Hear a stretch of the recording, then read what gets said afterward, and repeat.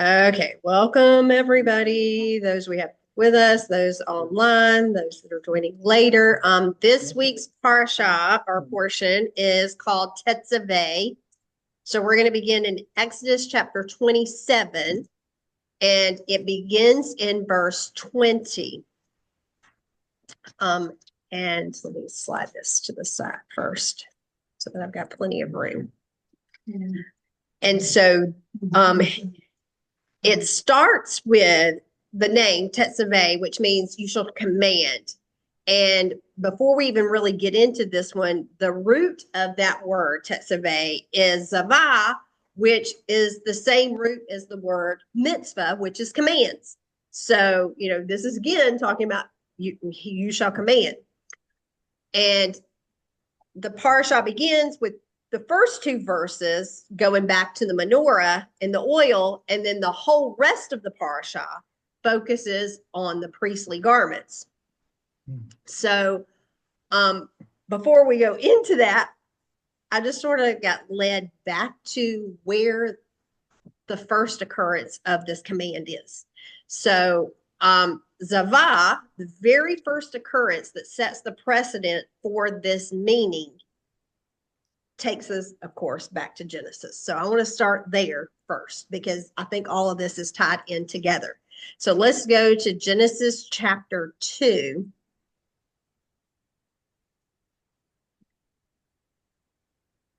Genesis chapter 2, and I'm going to go to verse 16. And it says, Yah Elohim gave the person this order. Okay, so this command, you may freely eat of every tree in the garden, except the tree of the knowledge of good and evil. You are not to eat from it, because on the day you eat from it, it will become certain that you will die. So as we look at this one, Zavah is about commands, but it's also about obedience. And in the Parsha Mishpatim, you remember the children of Israel, when Moses went up on Mount Sinai, the children of Israel said, we will hear, or we will obey, and we will hear. Okay. And so said everything that Yah had spoken, we're going to obey and we're going to hear. And it's interesting that they word it in that order. And that's in Exodus 24 and verse 7, because it says, Ba'aseh ve'nishma, because they're committing to doing first before they hear. And so, we think a lot of times, oh, well, tell me and I'll go ahead and then I'll do it. Somebody asks you to do something, well, tell me, and then you'll, decide whether or not you'll do it. Well, they're saying we're going to obey what, regardless of what you say. So it is in that obedience, they're expecting them to hear the word from the Yah. So it's like, I'm acknowledging he is king, and I'm going to walk it. I'm going to walk it out regardless of what you say. I'm going to do it. We look at the word and we see things and say, man, what should I do? Well, he already told you what to do. You really don't have to ask. He told you. Don't do this or do this. Yeah. So it was that willingness to obey regardless of what he said. That was, and if we think about back in the garden here, what is Yah's first command to Adam and Eve? It's about food, what to eat and what not to eat. And so from this very beginning, we see that he's a Yah, he's a God of distinction and division. So he's dividing between what's good and what's not good, what's clean and what's not clean. And if you think about everything in the garden was to bring forth after its kind. And so the only tree that was forbidden is the tree of the knowledge of good and evil. That's interesting, isn't it? It's a mixed fruit. It's a mixed seed. It's bringing forth a mixed seed. And as think about this, as a result of eating of this tree, what happened? Adam was disconnected from his created state. He was no longer in that state which Yah had created him. He had to be separated from Yah. The question is, I don't really know the answer. Was the tree there? Was it planted? I think was that bad seed? Did that come from? Hasatan, because Adam and didn't guard the garden. I think that goes back to his role as the priest. I don't personally. Yeah. I don't think God created it, because there's also the verse in the Haftorah that talks about every tree that I did not plant. So you're saying that God has a tree that he did not plant. That's what he said. You reckon you let them to see if they would be obedient? Yeah, I think it comes back to your obedience. Yeah. And so think about let's go to chapter 3. Look at what happens in Genesis 3 and verse 7. It says, then the eyes of both of them were opened, and they realized that they were naked. So they sewed this version says fig leaves together to make themselves loincloths. Okay, so they saw that they were naked. Now, wait a minute. Were they naked before? Yeah, they were naked before. So now their nakedness was considered bad. Once they knew.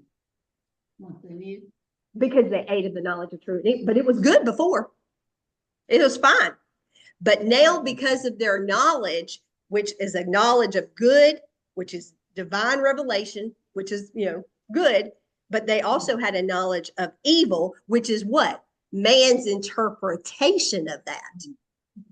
So now they have man's interpretation of something that's based on sensual knowledge and reasoning. And so it wasn't that their nakedness was bad,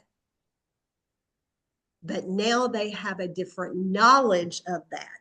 They could see it. I mean, before, I believe, now listen to me, and we talked about this, that they, because, like when y'all said, we will make them in our image. Well, you can't see him. He was Right. like a spiritual. Well, and I believe they were a spiritual being. Yeah. They were spiritual. Yeah. Too. They didn't have flesh. Yeah. Because they were in the garden of holy, and they were with God, which is holy. So they couldn't have flesh. So to me, I think now they could, their flesh came on them. Well, and I think, and that the flesh, they had to leave. yeah, and they're, when you think about, they were in the garden, they were like this light being created there, and it's like you think about like,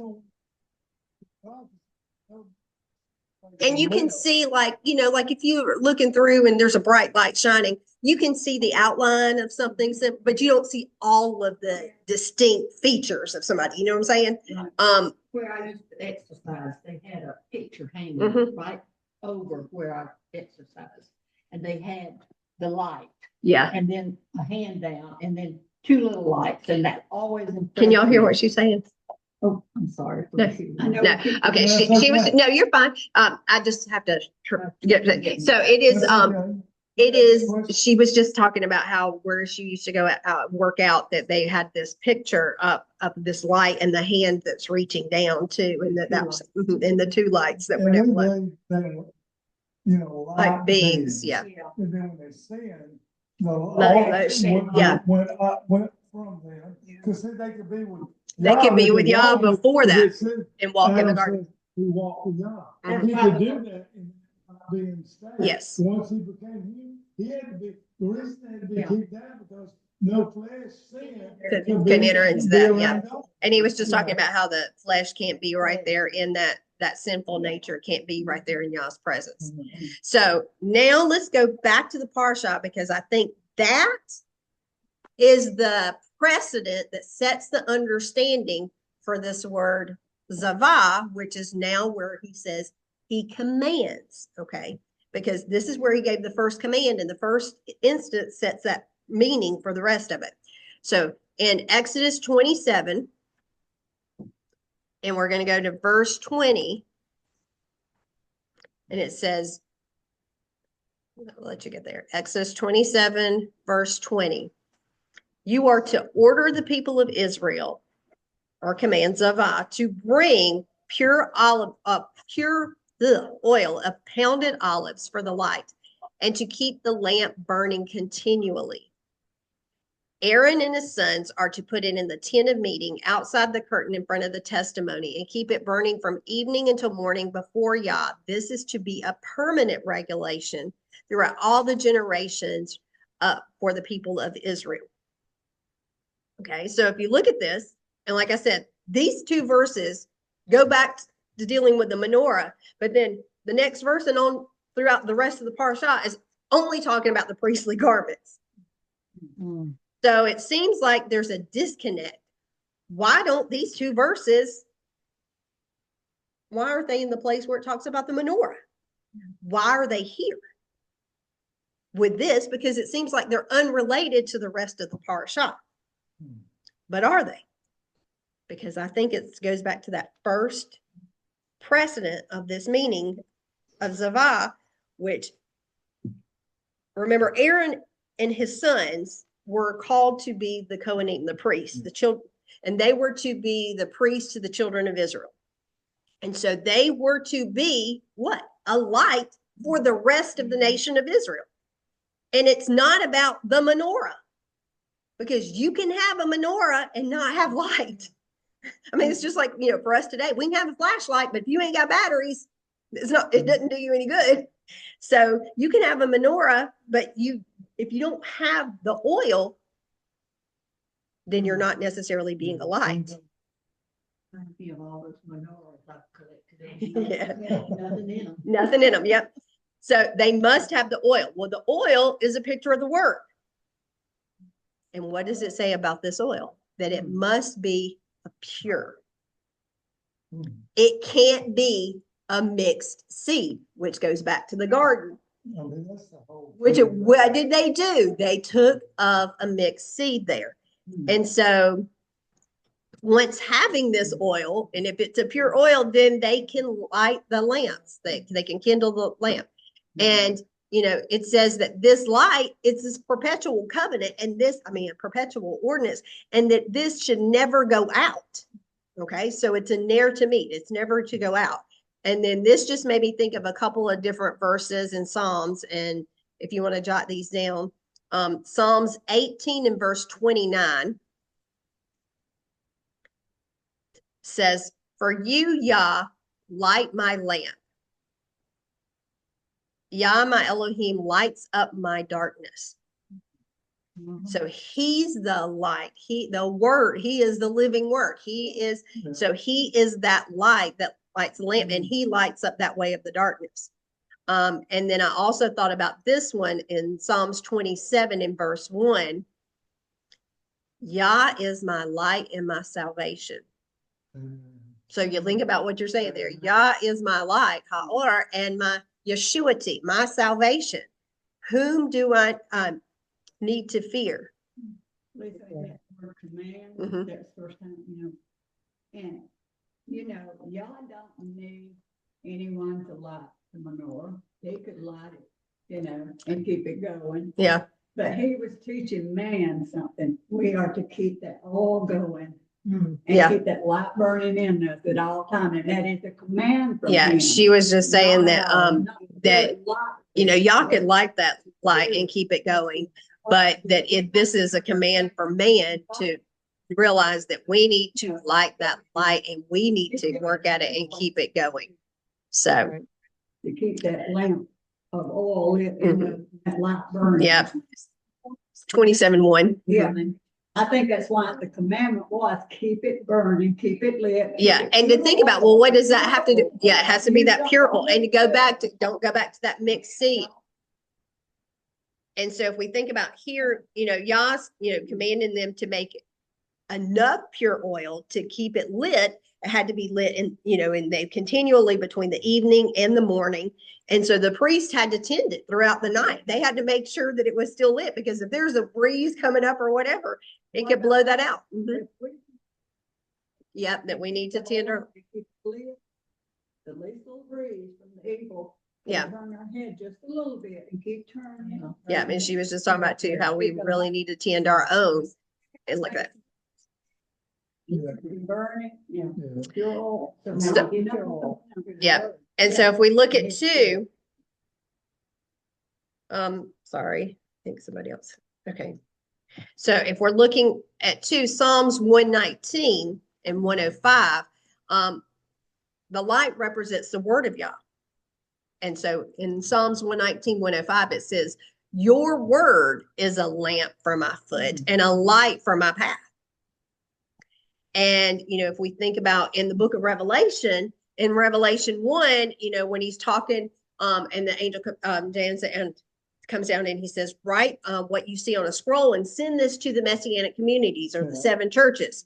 And he goes on to name those 7 churches. But in verse 12, Revelation 1 and 12, he says, and I turned around to see who was speaking to me.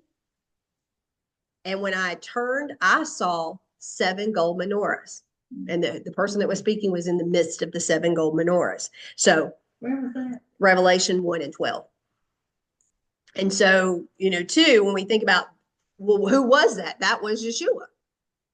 Well, in Psalms 119, we just read that your word is a lamp. He is the light, but Yeshua is the living word. So we've got the written word and the living word are both a picture of this light, this oil. And, he tells us in Matthew that we're called to be lights. So if we're called to be a light too, in Matthew 5 and 14, it says, you are to light for the world. A town built on a hill cannot be hidden. So, we too are compared to that menorah. We're to be that instrument of light. And, just like the priest, we should be tending that light. Mm-hmm. Yep. We should be tending it day and night. And we should not let that light go out. And then, like Emma was saying too, in Matthew 25 and verse 1, and this is talking about those 10 virgins.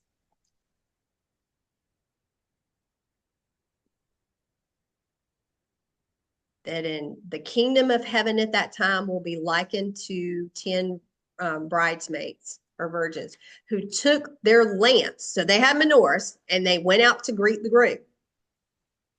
5 of them were foolish and 5 of them were wise. The foolish ones took lamps with them, but no oil, whereas the others took flasks of oil with their lamps. Now the bridegroom was late, so they all went to sleep. It was the middle of the night when the cry rang out, the bridegroom is here. Go out to meet him. And the girls woke up, prepared their lamps for lighting, and the foolish ones said to the wise ones, give us some of your oil because our lamps are going out. So they had some, but they didn't have enough. And they replied, there may not be enough for both you and us. Go to the oil dealers and buy some for yourselves. But as they were going off to buy, the bridegroom came. And those who were ready went with him to the wedding feast, and the door was shut. Later, the other bridesmaids came and said, sir, sir, they cried, let us in. But he answered, indeed, I tell you, I don't know you. Mm-hmm. That is hard. And to think about what that's saying, all of them had their lamps and they all had oil enough to light their lamps, which basically means, they got some oil in there. They got some of the word in them, but their problem was it didn't, and it didn't manifest until the end was near. Mm-hmm. So when the end came near is when it was evident that they didn't have enough oil before that bridegroom. And so. And if they went to get oil, mm-hmm. Who did they go to? Yeah. And why did he shut the door in front of them and say, I never knew Yep. He says, I don't know you. Yep. Yeah. So he had to go somewhere else to get the oil, not to him to get the oil. And so there, this made me think about there are many believers today that have some oil. They think they have enough. And the reason they think they have enough is that they're getting some revelations from Scripture, but yet they're holding back and not making a full commitment to Yah. And they're going and listening to all these other people that are agreeing with them instead of what the Word says. Is that part of being? Yeah, is that part of being though? What Revelation says? You're neither hot nor cold. Yeah, where it says that you're neither hot nor cold in Revelation. And so remember, your oil must be pure. And It's what dispels the darkness, because that oil, lights the lamp. It's going to dispel the darkness, but not only dispel the darkness, but it illuminates our hearts. And so we can't have any impurities in our hearts. We can't have any false doctrines in our hearts, in order to be a pure, true light and his menorah. So if you're in darkness, you see nothing, but when you cut the light on, it feels a lot. Yeah. Because you think about it, even in the pitches dark place, when we were in Jamaica and we went down in that, cave,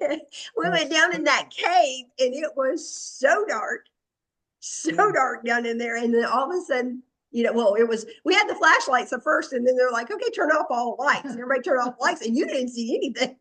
And so, yeah, that was really gross, because you're stepping in backwater too, but it was like, was at Ruby Falls. Ruby Falls, yeah.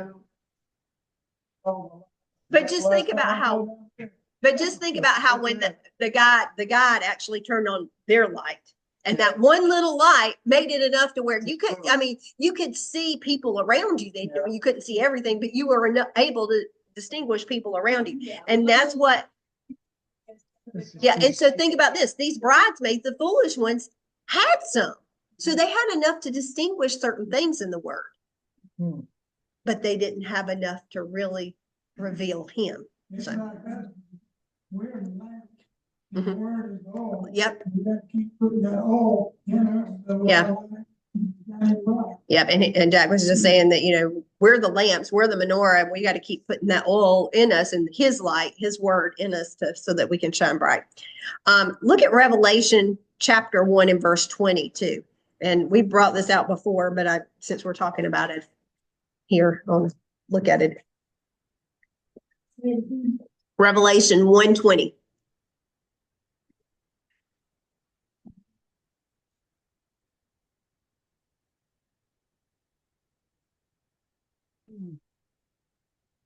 Okay, so Revelation 1:20 says, "Here is the secret of the 7 stars, which you saw in my right hand." Remember, he was talking to the 7 congregations, "and of the 7 gold menorahs.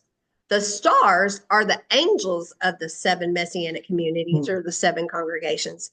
And the 7 menorahs are the 7 messianic communities." Now, wait a second. The 7 menorahs are a picture of the 7 messianic communities. That's the complete versions. But what does your version say? Does it say community there, or does it say a different word? Churches. What's the picture of them? Okay, the lampstand, the menorah is to be a picture of the church. Go over to chapter 2, Revelation chapter 2, and verse 5. It says, "Therefore, remember where you were before you fell. Turn from sin and do what you used to do before. Otherwise, I will come to you and remove your menorah from its place if you don't turn from your sin." So look at what he's saying here. He's talking to the church. Yeah. But one of the punishments for disobedience was removing the menorah.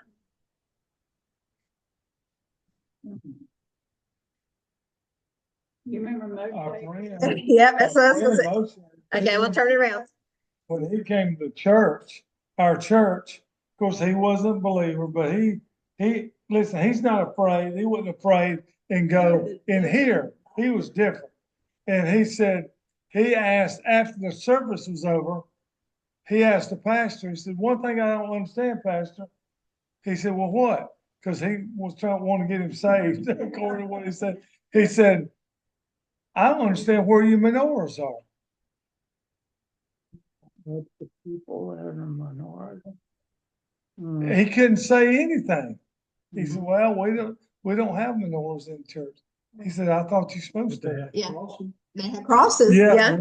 But the whole content of what Lisa's saying is that somehow the menorah have been taken out of our churches over time, and replaced with a cross or something else.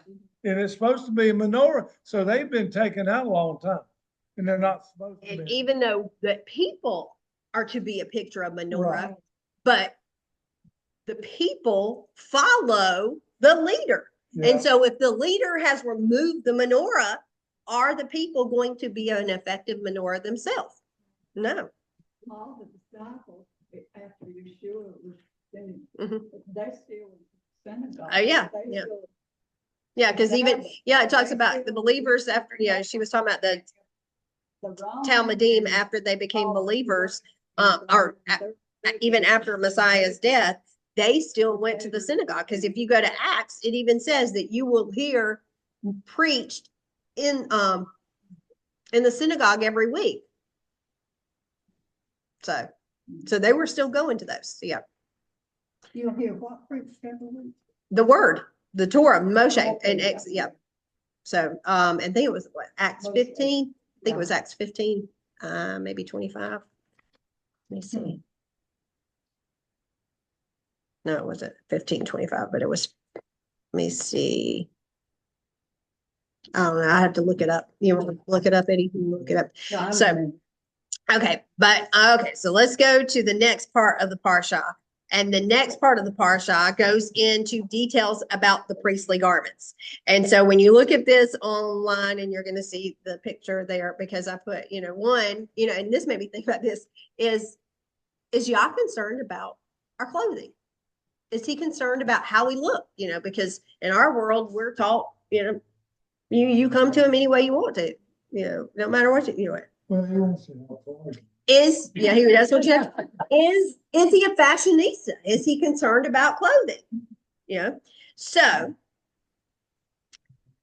you're going to have to say yes. Okay. So as we look at this, like I said, the priestly garments is called Big Day, Big Day Kanuna, Kahuna. I want to say Kanuna, but Kahuna. Big Day Kahuna is for the priestly garments. So many today are teaching that Yah's only concerned about your heart, and it doesn't matter what you look like. And I think part of that is true, but then part's not, because I think what's true is while Yah is concerned about your heart, that's the starting point to get to him. It doesn't mean that he doesn't care about your outward appearance, because he does. So let's go to over to Exodus 28 and verse 1.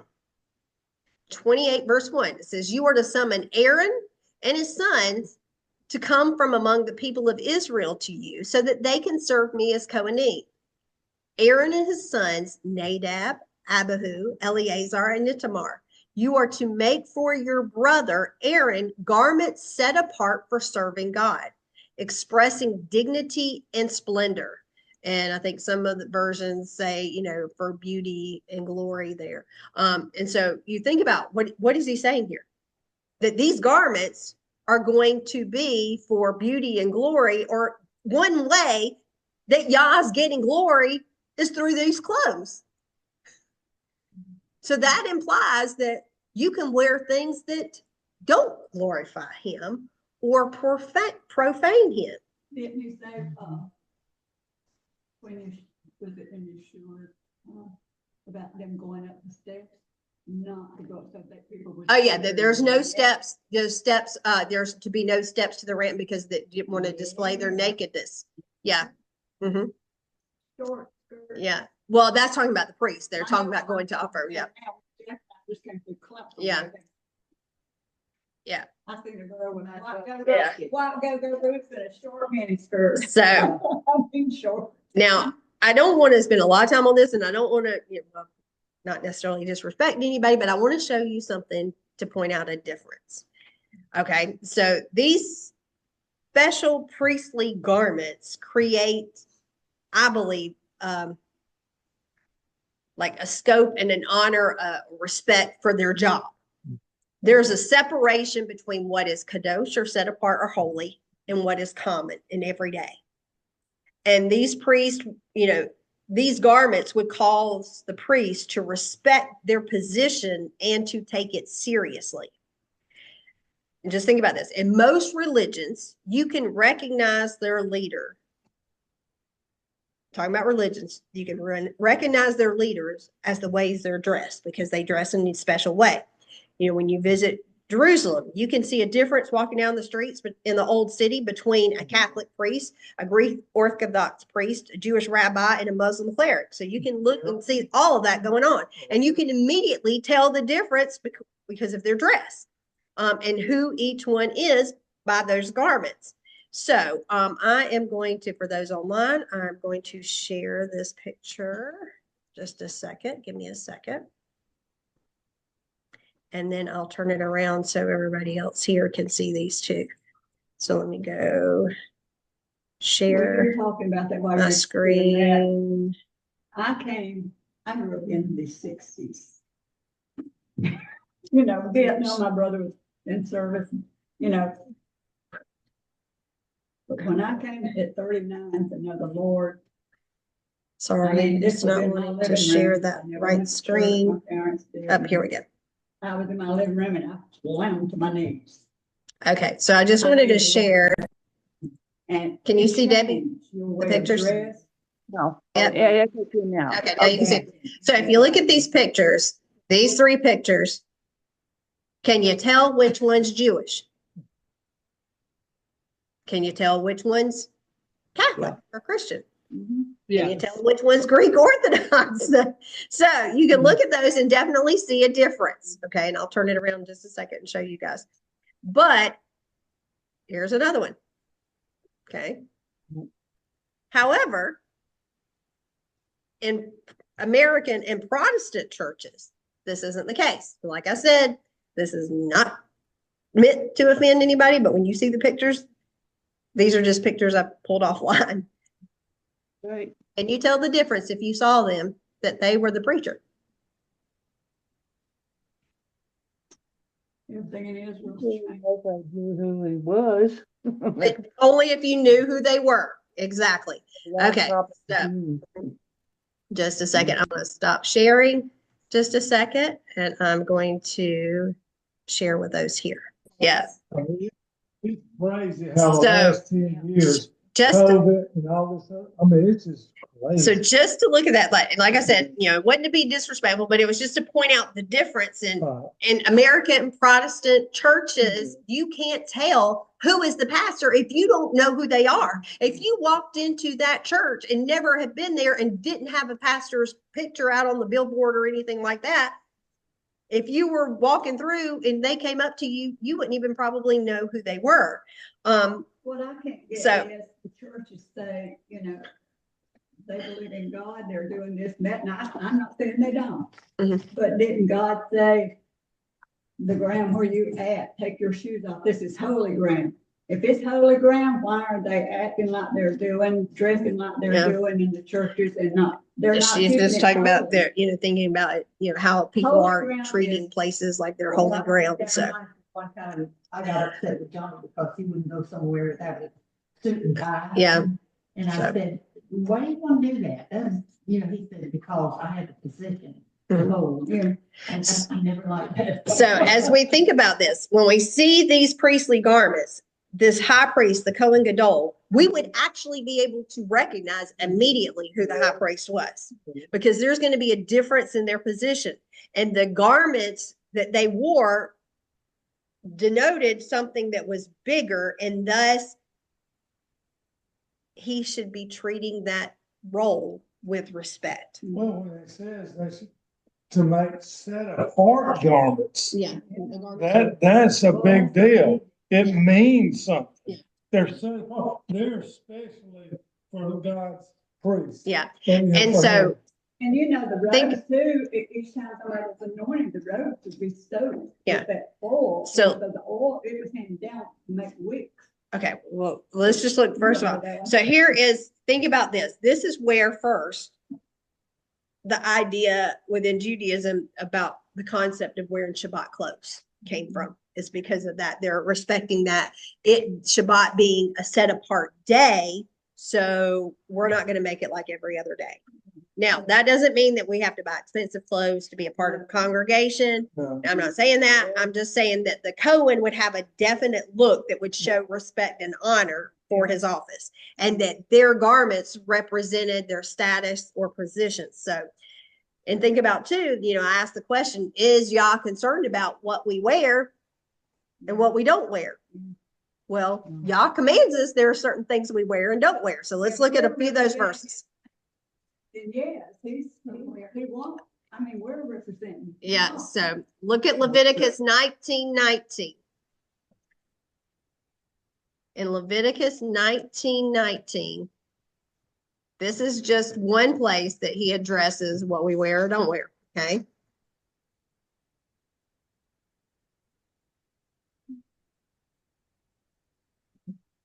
Observe my regulations. Don't let your livestock mate with those of another kind. Don't sow your field with two different kinds of grain. And don't wear a garment of cloth made with two different kinds of thread or shot nets. This is, the mixing of those seeds. Okay, that's one place. So they weren't to wear, yeah, so you think about that. Numbers 15. Verse 38, and I guess Yah was trying to really point this one out to me this week because I told Eddie, I don't know what happened Thursday at work, but I got to work, it was fine, whatever, and was doing my normal stuff. And then all of a sudden I went to the bathroom and I realized, oh my gosh, I only have one ZZ. Where did the other one go? Well, it's not like I went a lot of places. So I went walking around the whole place and could not find my ZZ. So I don't know where that other ZZ went. So it's like, it just totally disappeared. So Numbers 15:38. Speak to the children of Israel, instructing them to make through all their generations ziziot on the corners of their garments, and put the zitzit on each corner a blue thread. So this one he's telling them what they should wear. So the other one he's telling them something they shouldn't wear. Now there's telling them something they should wear. Okay. That was really added to their garments. It was added to their garments, yeah, in the corners. So if you think about it, I mean, I do Bible through a year or two. And one of the things that, after you read the version, she does like a little recap or a summary on it. And it's interesting because some of the things that she says, I agree with, some of it I don't, but it was interesting that she pointed out that fact that, oh yeah, that Jesus would have wore these on his garments because it says, And the people have taken this, only the men because Orthodox men wear it, but women don't necessarily wear it. But I go back to the verse that says, speak to the children of Israel. So this is male and female. So I don't know. So they probably wore underneath their clothes so it wouldn't show like men's because. No, they sewed it in their garments in ancient times. I mean, you actually put it on the corner of your garment. So. Well, if it's all children there, that's women. Yeah, but that's what I'm saying. There's why some say that it's not because they only interpret it as the men. And so today you only see men. You only see men wearing it, not women. So. But Deuteronomy 22. Yeah. Deuteronomy 22, verse 5.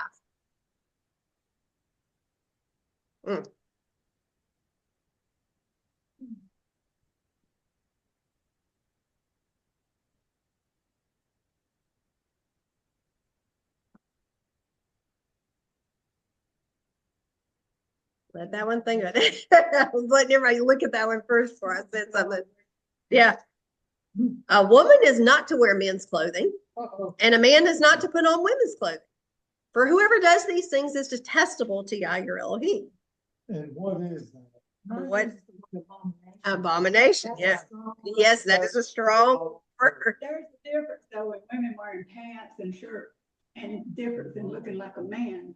Mhm. And so there's Right. a big difference, I mean, Right. a woman can dress. And women's clothes are made different.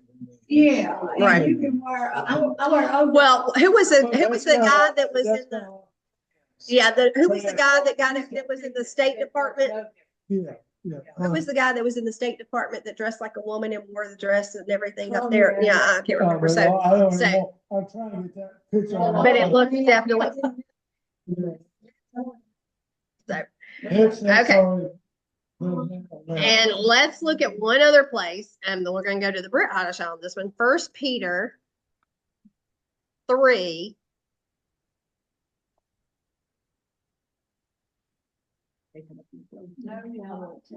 First Peter 3, and I'm going to go down to verse 4. They stick together.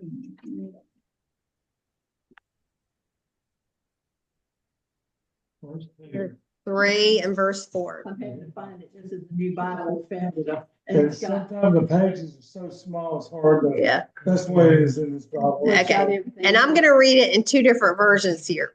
One, it says, "Let it be the hidden man of the heart, that it in that which is not," I can't even read King James, "but let it be the hidden man of the heart, in which is not corruptible, even the ornament of a meek and quiet spirit, which is the sight of God of a great price."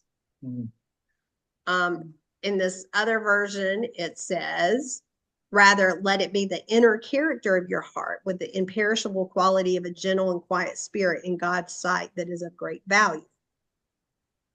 And then in this another version, it says, "But let your adornment be hidden adornment, not outwardly, adornment inwardly by the imperishable, the adorning of a quiet ruach and a humble spirit, which is before Yah, great worth." In trouble.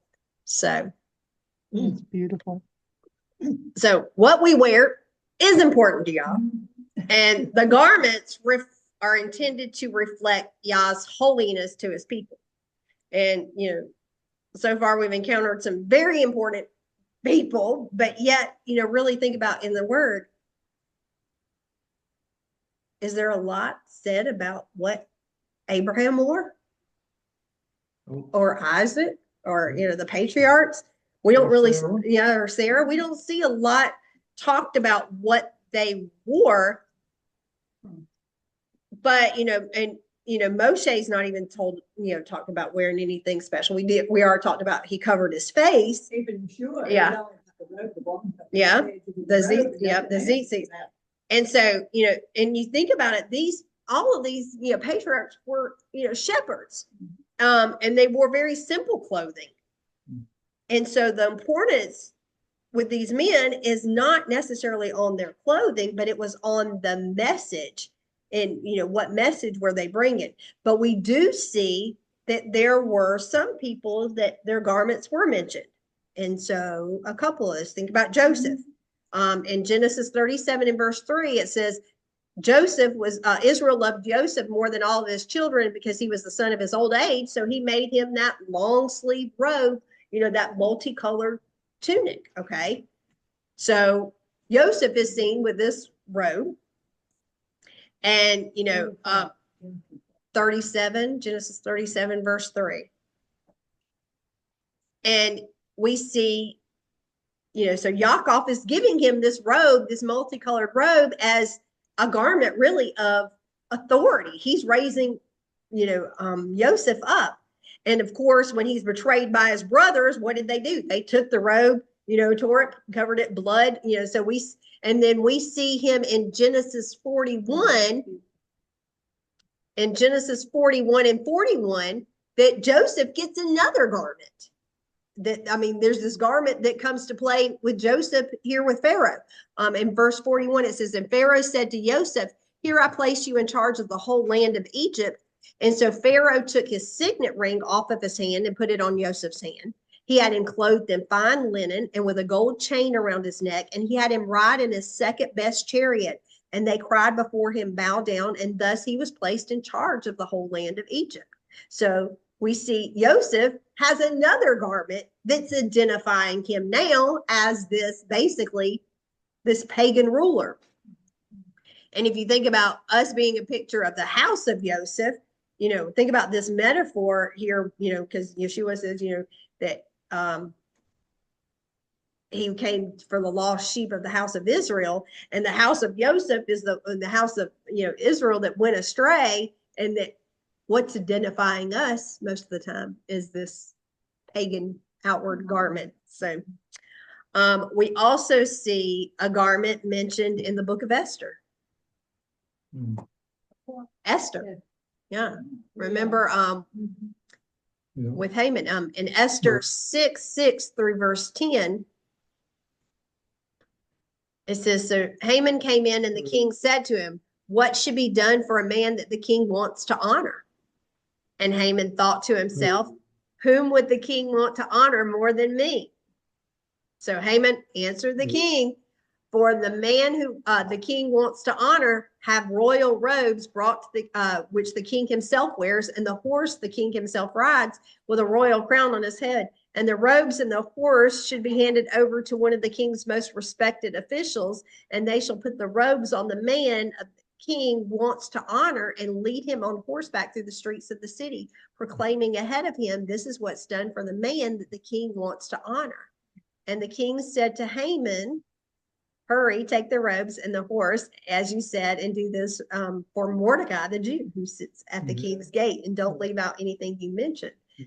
You're practicing because next week is Purim, so this coming week. I mean, this is the parsha that's read before Purim, so which is interesting. It links in with the close. And remember, turn your clocks at 1 hour Yeah, tonight. turn your clocks. Yeah, Tonight. so 1 hour tonight. so in those passages, if you think about it, those clothes were a way of the world's way of honoring a person. And in fact, it's interesting that, that one of them took place in Egypt with Pharaoh and Joseph. And he got a change of clothes with Haman in Babylon. Yeah. Mhm. And that's all. So you think about Egypt and Babylon are both mentioned here. And so if you think about then going back to Yah commands these priests to wear these distinctive garments to be set apart in their service to the tabernacle and later in the temple. And, I think a lot of it lies within that these are for glory and for beauty. And that word glory there and beauty is glory, of course, is kaved, and tiferet is beauty. But tiferet only appears 3 times I found in the Torah, and twice in the parashah. And it actually is in, let's see, Exodus 28, verse 2 and verse 40. And it also occurs in Deuteronomy 26 and 19.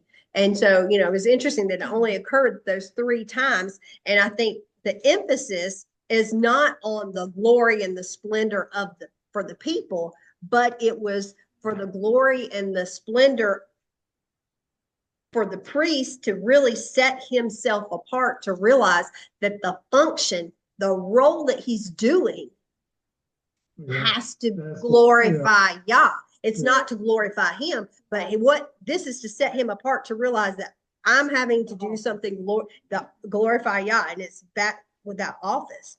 Now, No, not wrong. I said office. It's not. It's y'all. but there's a role, the office that y'all put him in. Yeah. So, and you think about too, I mentioned earlier that big day. I always want to say kahuna for some reason. Big day kahuna, which is the phrase for the priestly garments. Big day garments, but beged is the singular word garment here. And so when you think about beged, what's interesting when I looked it up, beged is spelled Beit Gimel Dalet. Its root means to deceive or betray. Is that kahuna spelled the same way as the kahuna in Hawaii? I think so. Yeah. Yeah. That was the root of what? The garment. Oh, wow. So your garments, your clothes goes back to the root being linking to betrayal and deceit, which takes us back to the beginning. Big day, or beged is Beged for garment. So It takes us back to the garden, which is where I said at the beginning that the root of Tetzaveh, that Zaveh command, went back to what? The command of what not to eat. And why they goes back to the betrayal. Because think about, in Genesis 3 and 7, we said the eyes were open and they realized they were naked and they sewed these fig leaves together and made themselves clothes. So we don't really see the word clothes here, or, the word that they use is a little different. It's actually like a loincloth. But you can see how their clothing is linked with betrayal, because Adam and Havah were clothed when sin came in. And that these clothes were a result of Adam's betrayal and basically his infidelity to Yah. Yeah, a lot of people don't look at it. It was spiritual adultery. It was spiritual adultery. Yeah. That's why in Hebrew, the word idolatry and adultery is linked together, because it's the same thing, because you're married to Yah. So if you are worshiping an idol, you are basically committing adultery against Yah. Yeah. So. But now think about the priestly garments. The priestly garments were a rectification of that act, because Yah is a God of restoration. And he's saying those garments that were linked with betrayal, I'm giving you garments that are going to be for glory and splendor now. And that these, and what's interesting with the garments of these priests, they are often called garments of light. Wow. Bigdei Ha'or. Oh, wow. That's one of the names of it. Bigdei Ha'or, the garments of light. Because ore is light. Mm-hmm. Wow. And so the priest is to wear these garments because what? They are to be the light, or bring the light or Torah to the world. And that goes back to why I think that those two verses with the oil is put with this parsha with the priestly garments, because he's tying you back to where you disobey and you got a garment, but now I'm giving you a garment that's going to rectify that situation and showing you how to be that light again. And these garments, think about too, that this is the same term like we were talking about with Adam and Havah in the garden before the fall, that they were these light beings. And that Rabbi Samson Raphael Hirsch said this: Yah made these garments from skin of animals to remind Adam and Havah that it was living in their animal nature that caused their descent into the exile state.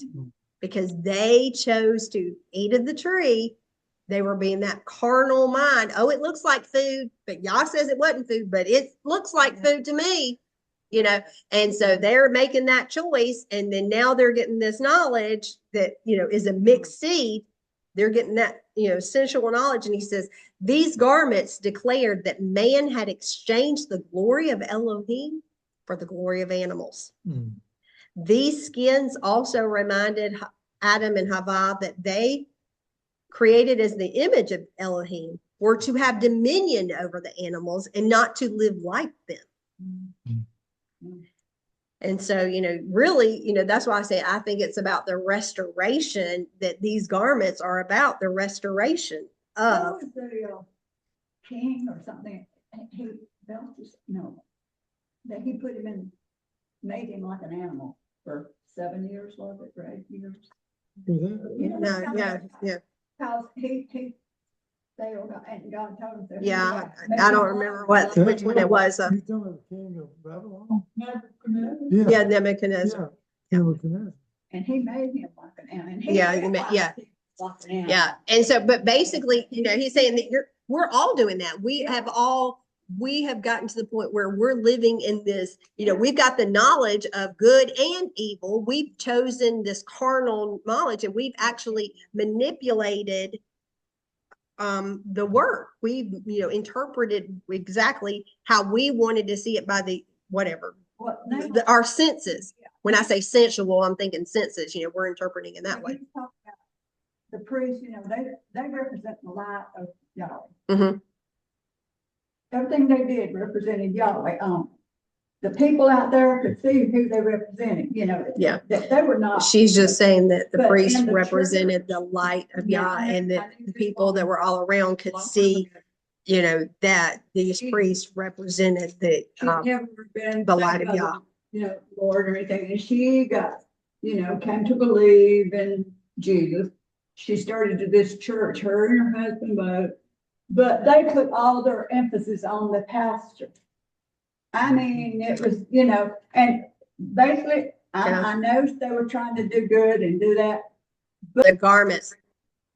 The whole point of the garments, I think, is, you know, putting the focus not on necessarily the priest, but on the duty of what he's doing, and it is on Yah's word there. So, and not on that person. Right. So, And that, I like when you said the garments covered. Yeah. The garments of animals covered, they're naked. yeah, and they chose to do that because Yah didn't want that. Yah wanted them to Yeah. stay like they were.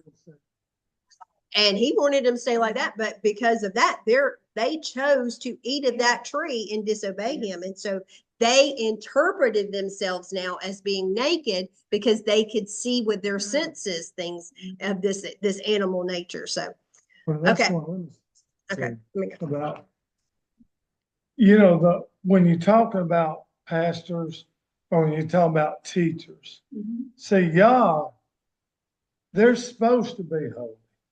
They're supposed to know, just like Moshe, or what was Abraham, or whoever the teacher was at the time, or you have Aaron, they had specific jobs.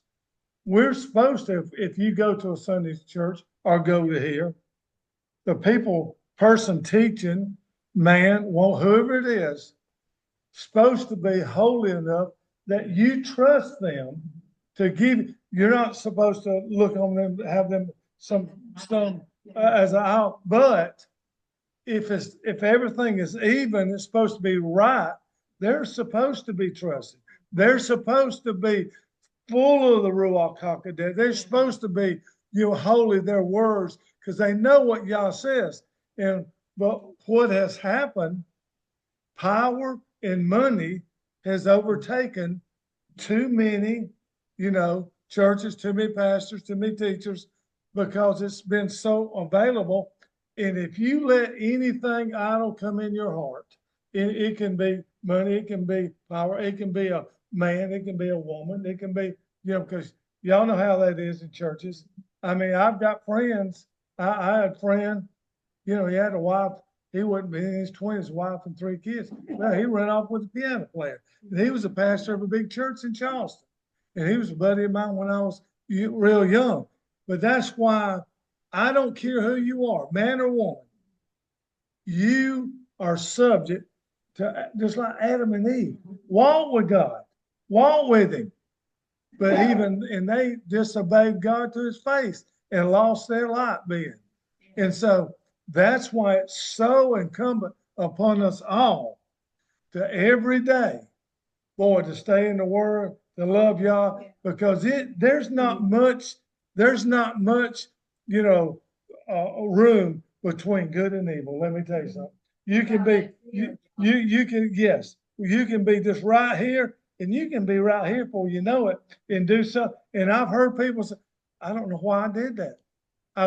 Because they let their guard down like Adam did. So we all, and I'm talking about myself before I talk about saying to anybody, we have got to all, because we've all sinned and fallen short.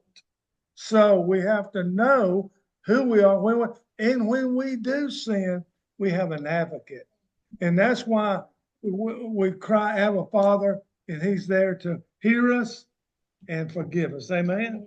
Amen. Pride. The pride caused Adam and Eve and Satan failed because of his pride. He said he could be like God as well. Mhm. Yeah. So, and see, pastors. Yeah, pride has a lot to do with it. Yeah, and that's why I said, I didn't, like I say, I was a sinner till I was 39. Well, and two, I think, And I can say, I did not put anything on my pastors. I had 1 or 2 good pastors, what I'm talking about. But I didn't put him up there. yeah, and a lot of people make them idols. But a lot of people make other thing idols. And that's the thing is, people don't realize it. They can make their kids be an idol. They can make their cars or their money, their clothes, their fame, or how they look at themselves. You know what I'm saying? They can, yeah, no. Or some people say, well, I do all this service. I'm always helping this person. I'm helping this person. I'm doing this. And that becomes an idol. So it's not, it's because they're becoming prideful in it and so that's something that,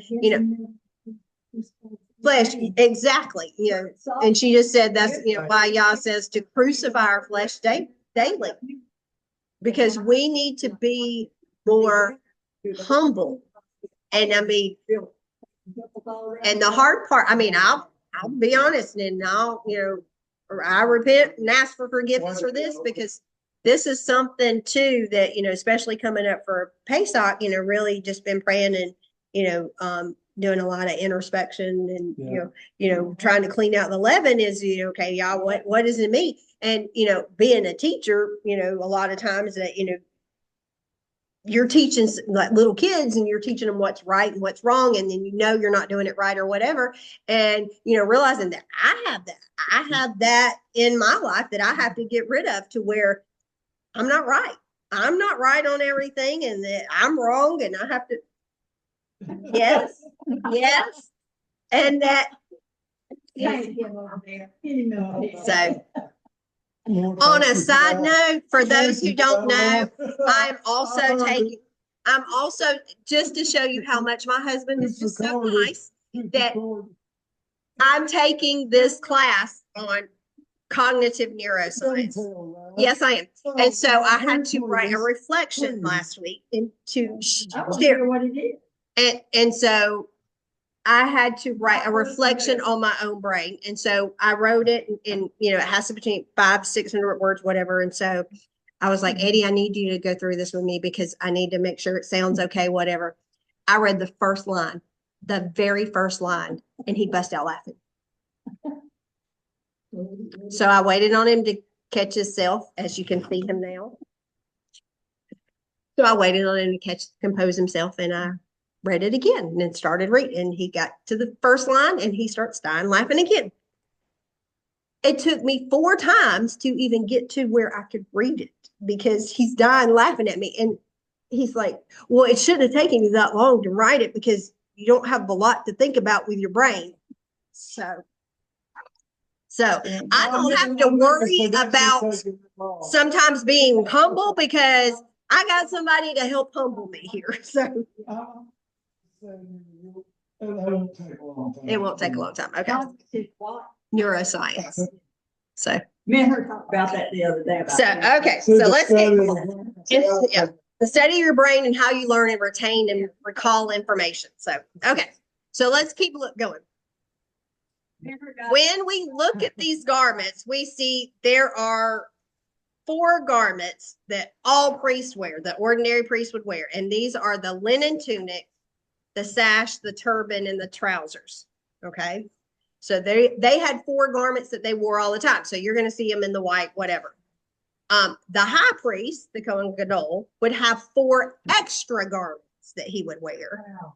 And that this would be the breastplate, the ephod, the robe, and the crown. Okay. So let's go to Exodus 28 and verse 3. And it says, speak to all of the craftsmen to whom I have given the spirit of wisdom and have them make Aaron's garments to set him apart for me so that he can serve me in the office of Cohen. The garments they are to make are these: a breastplate, a ritual vest, a robe, a checkered tunic, a turban, and a sash. They are to make the holy garments for your brother Aaron and his sons so that they can serve me in the office of Cohen. So there are 3 separate categories of these priestly garments. Okay. And they're a lot of times referred to by different names. When the high priest wore all 8 of them, these were referred to a lot of times as the golden garments. Okay. They wore all 8 the high priest at one time. Yes. That's when he went into the. Yes. No, not when he went in the Holy Host. He did not wear all of them when he went in. He only wore the white linen. Yeah, He only wore the white linen when he went into the Holy of Holies. But when he went into the Holy Place, when he's ministering, he always wore all 8. Okay, he wore all 8. So the all 8 were called a lot of times the golden garments. Okay, they wore them all year round. You could see them walking out on the street. You would know that these were the high priest. For example, and I'll just turn it around here, Lucy, so you can see this picture. Okay, that's the picture of that all. Okay, so that's just what they look like. Sorry, and then those were the golden garments. Then we have, because we look at those garments, they only wore what's called the white garments on the day of Yom Kippur. And so they only wore those white linen garments on the Yom Kippur when they went into the Holy of Holies. Now, those garments of the ordinary priest were also those 4 white garments. So they looked just like the ordinary priest on Yom Kippur. Yeah, you see. There is no difference when it comes to atonement as to who's better or who's not. They all look the same. Yeah. So on Yom Kippur, he wasn't a respecter of persons. Now, if we go to the materials that they needed to make the high priest garments, that they had the gold, the blue, the purple, the scarlet yarn, and fine linen. These are the same colors and fabrics that are used in the curtains on the tabernacle. That divided the tabernacle into the sections. The one difference is that they had gold threads also in them, whereas the curtains did not. And only the high priest garment had the gold running through it. Okay. And so the high priest garment, when we start looking at the garments, we're going to go to verse 5. This is there to use the gold, the purple, the blue, the scarlet yarn, and fine linen. They were to make a ritual vest of gold, blue, purple, and scarlet yarn of finely woven linen crafted by a skilled artisan, attached to its front and its back edges, and the 2 shoulder pieces to be fastened together. Its decorated belt is to be the same workmanship and materials: gold, blue, purple, scarlet yarn, and finely woven linen. Take 2 onyx stones and engrave them on the names of the sons of Israel, 6 of their names on one stone and the 6 names on the other in order of their birth. An engraver should engrave the names of the stones of Israel on the 2 stones as he would engrave the seal. Mount the stones in gold settings and put the 2 stones on the shoulder pieces of the vest as the stones, calling to mind the sons of Israel. And Aaron is to carry their names before Yah on his 2 shoulders as a reminder.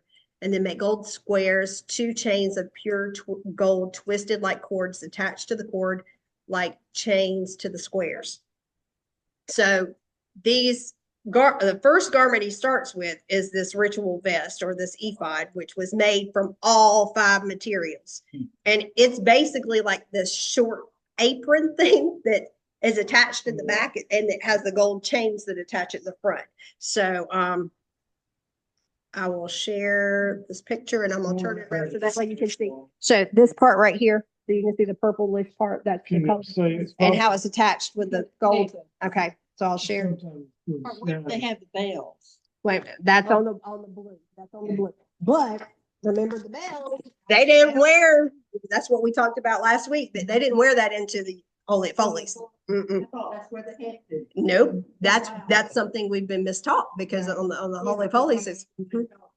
If God killed them. Yep, that's what we've been taught. But when you look at scripture, in scripture, it does not say that. It says they only wore the white linen on that day. Okay, wait a minute. Let me share this with everybody first on here and go through. Sorry, I gotta get to the right button to share. Share, nope, share. It's gonna make me do this way. I can't do it that way. Okay, so that way you can see. So this part right here that looks sort of the purplish color, that is the ephod. Okay, and you notice in the front it's attached by the gold, twisted gold chains, but in the back it's a solid piece. So it's sort of like a apron that goes over, but then it's connected there at the front. So So when we look at that, what were you gonna ask? Sorry, before I go on. Okay. The 2 onyx stones. But okay, before we get there, because we're gonna get, yeah, before we get there, but yeah, I am gonna talk about it. But look at this next part. This is something that stuck out with me in the first verse, in verse 5 here. 28 verse 5. They're to use the gold, the blue, the purple, the scarlet yarn, and fine linen. Because from all my research, this gold, purple, blue, I mean, not gold, but the blue, purple, and scarlet yarn, this yarn is wool.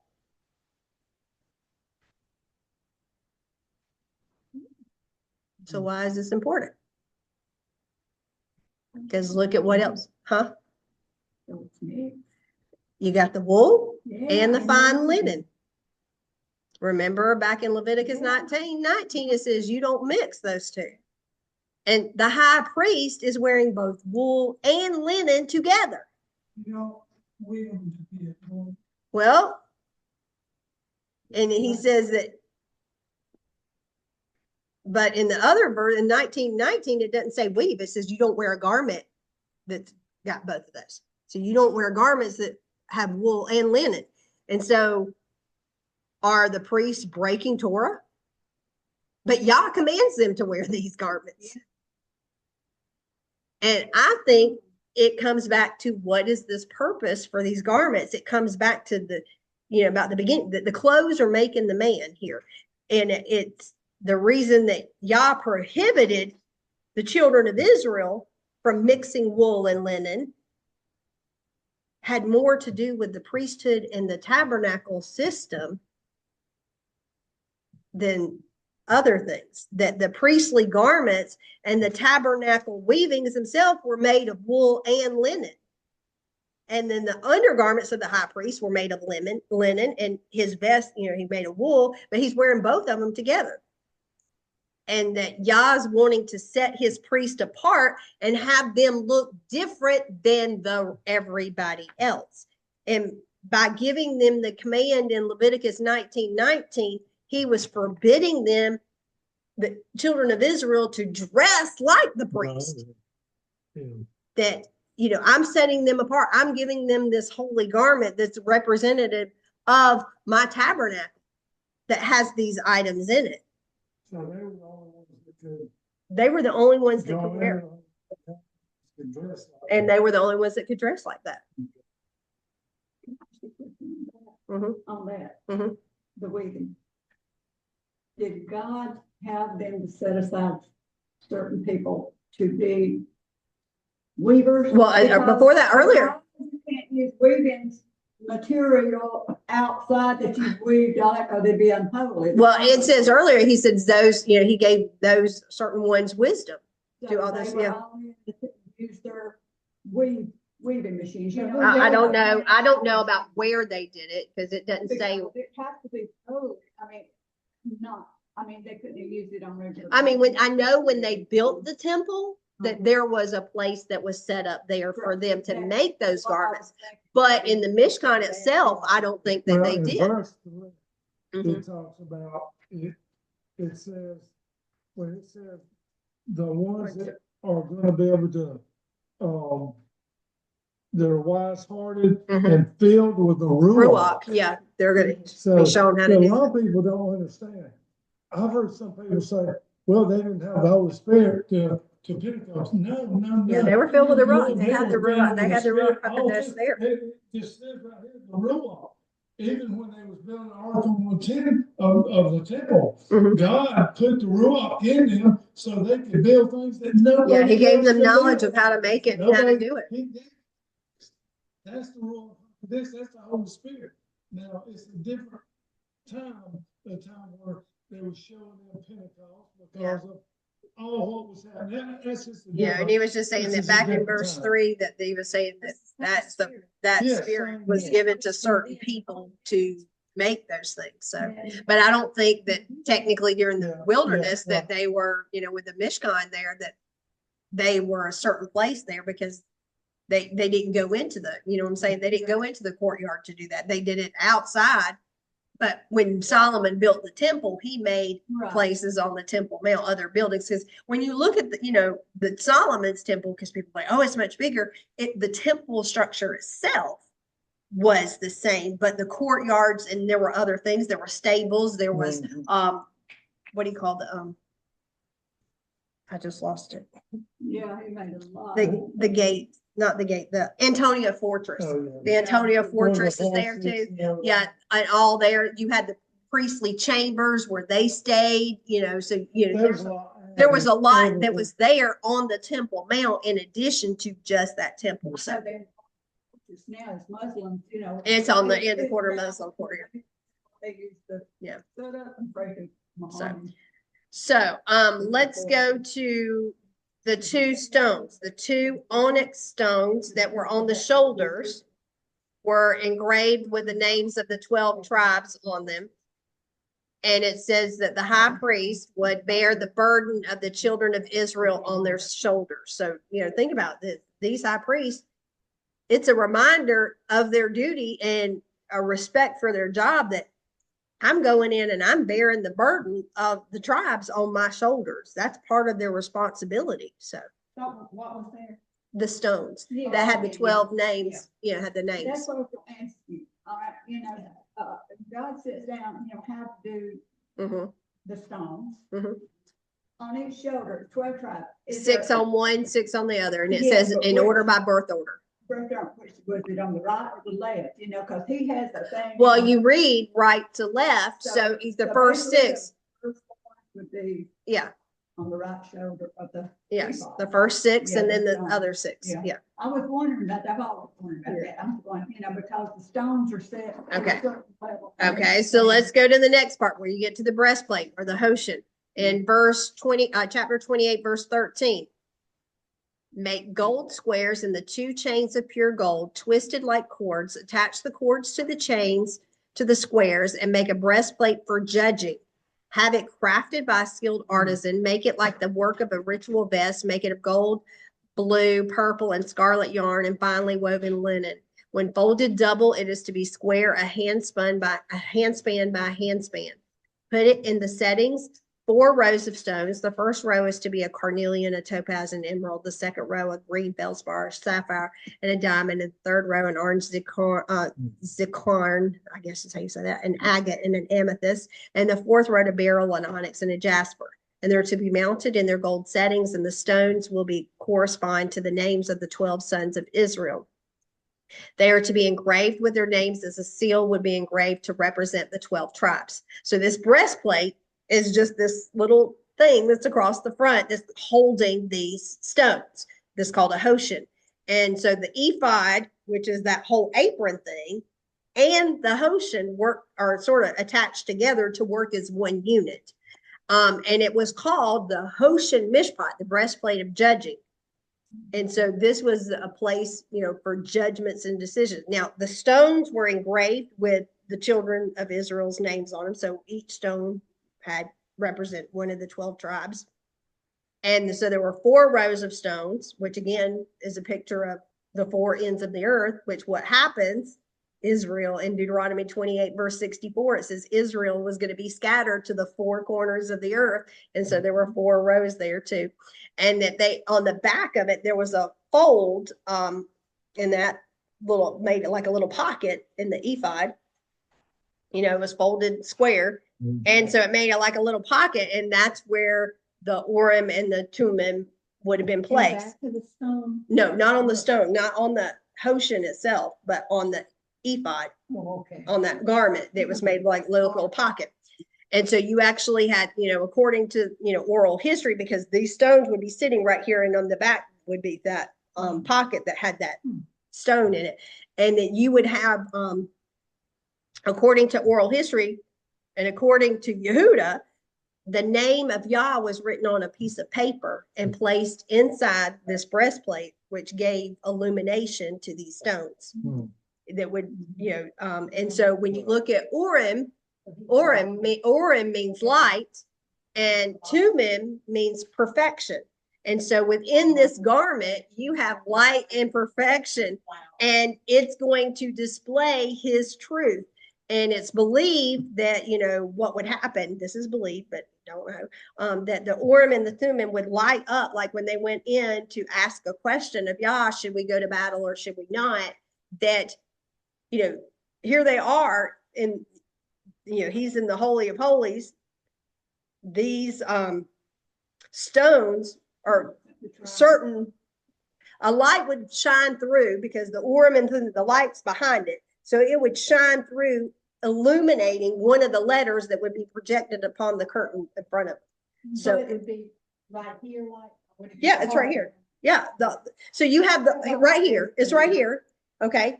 Behind it is the pocket that has the two stones in it. Okay. The light would come through and it would, illuminate the resh in Reuben.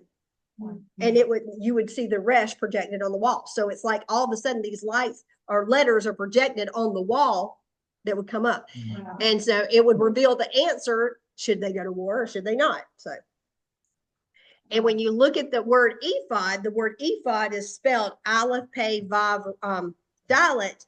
And when you look at the picture meanings of those letters, Aleph means master, Pei means the mouth or speaking, Vav means man, and Dalet means door. So in the word ephod itself, we've got the master is speaking revelation to the man through the door. Mm. So it is through this ephod and this breastplate that Yah is speaking to man through the door. So,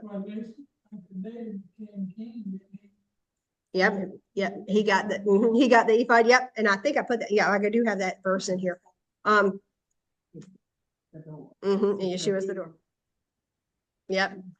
In 1 Samuel 23, that's the one Jack was talking about. 1 Samuel 23 and verse 9 says, David knew that Saul was plotting against him, so he told Abiathar the Cohen, bring the ritual vest here.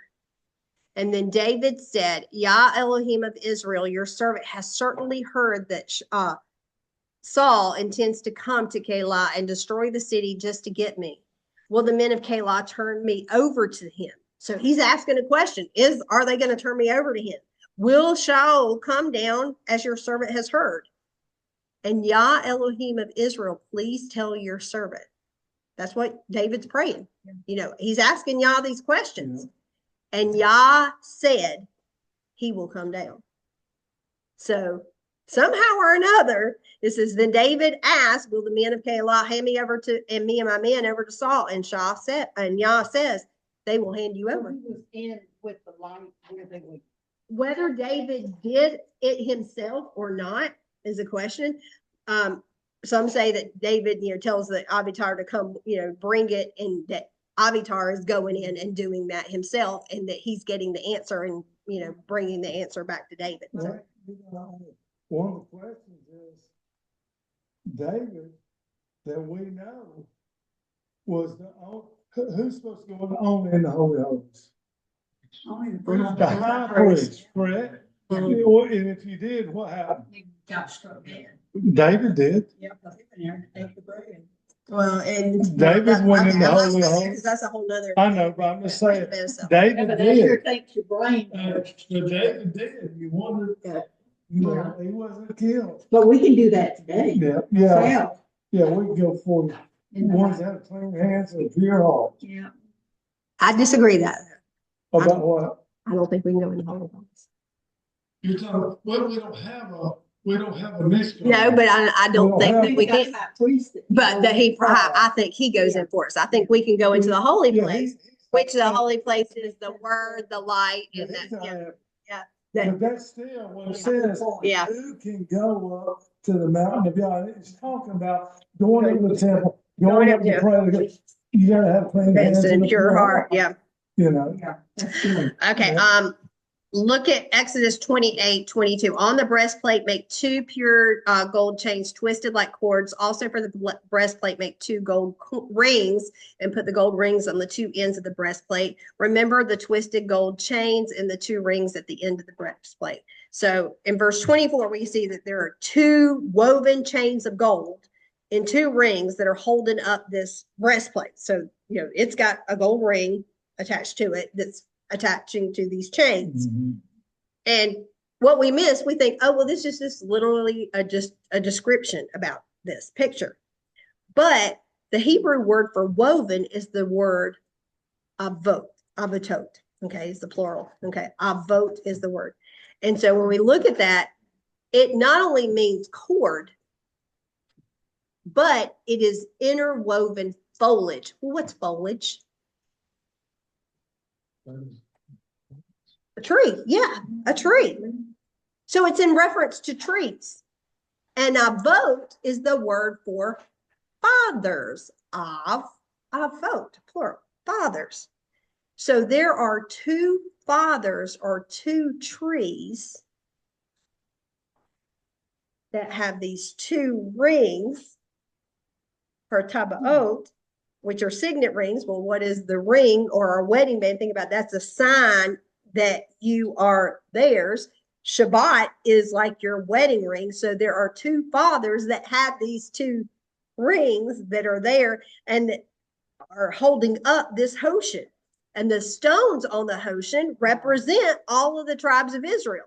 And so I get this picture of these are the two houses. Thinking about these cords that are, these gold chains, these two trees that are woven, that are holding up this Hoshen, that it's a picture of like Zechariah 4:11, where he says, what are these two olive trees that are on the right and the left sides of the menorah? And he says, then I ask this question again, what are the two olive branches that are discharging gold colored oil through these gold spouts? And he replied, don't you know what they are? And I answered, no, my Lord. And he said, these are the two who have been anointed with oil that are standing with the Lord of the land. And so I see this as a picture of the two witnesses that's hidden within the breastplate here. But we just look at it, oh, these are two gold chains. But it's also hidden within the Hebrew. It's talking about the two houses being both in Shabbat, and they're both holding up the 12 tribes. Wow.